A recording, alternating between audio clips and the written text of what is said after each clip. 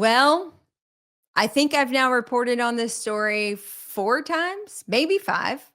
The old Corporate Transparency Act. Well, fear not, folks. We have yet another update. And as I sort of predicted the last time I ran this story, I had a sinking suspicion, given our new administration, we would see yet another modification to this requirement as they're sort of culling through a lot of different regulatory agencies and making decisions. Well, fear not, my friends, if you have not yet filed with the Corporate Transparency Act and the IRS to let them know who stakeholders are in your business, you fear not no more. It seems that this has now been permanently postponed. There was yet another court and legal action that came forward. We've seen this ping pong back and forth. The last time I did this news story, we were going to have a mid-March deadline, and that has all been shut down. There's now additional court rulings about unconstitutionality of this particular request out of the IRS for the transparency of your corporate infrastructure. So now the group is going to go back to the drawing board to actually determine who are the entities in which they're most concerned about, the ones that they were ultimately trying to vet out and find foreign ownership within corporate infrastructures. My guess is the majority of us small business owners with dental practices were not their primary target. And we may see that regulation go all the way out. I'll keep you posted if anything changes. But for now, that is the capstone of the Corporate Transparency Act. You can just sit and hang tight until I let you know more. Another big update, the Code Maintenance Committee, which we talk about every year, got together. Now, this group is a compilation of lots of different individuals that have stake in the dental industry.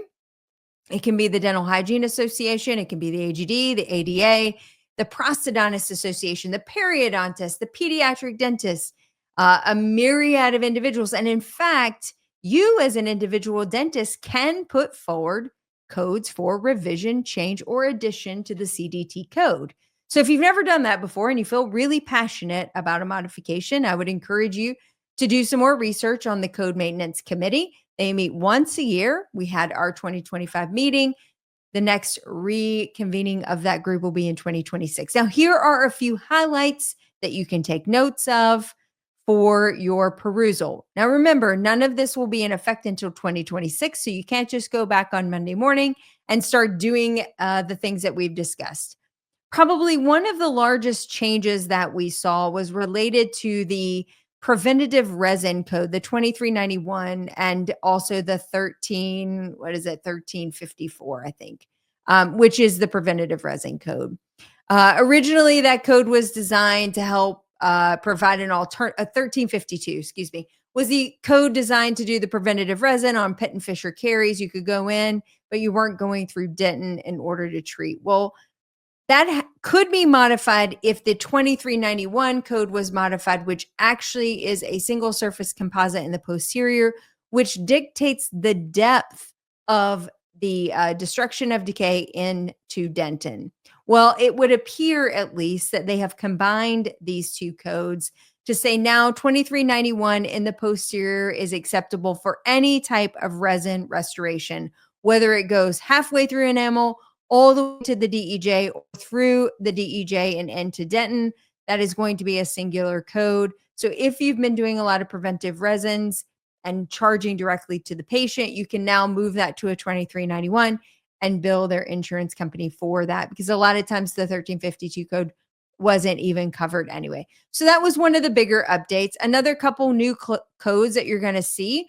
Now we're going to get to see a duplication of a complete denture maxillary mandibular, which means you're going to be able to do, my guess would be majority of us will be doing digital scans of existing dentures to catalog those. And if you need to reprint and deliver those, there will be a CDT code associated with that, because you don't need to charge all the fees associated with the MMR and the wax from Trian and the 2 Trian, et cetera. You're just going to duplicate procedures. So there will be a new code set for that. And also cleaning and inspection of an occlusal guard without adjustment. So when you're cleaning those appliances that are coming back into the office once a year, you'll be able to provide a CDT code and a charge for that. So those are some of the interesting updates that we saw. Over 50 codes, modifiers, and additions, deletions, etc., were submitted.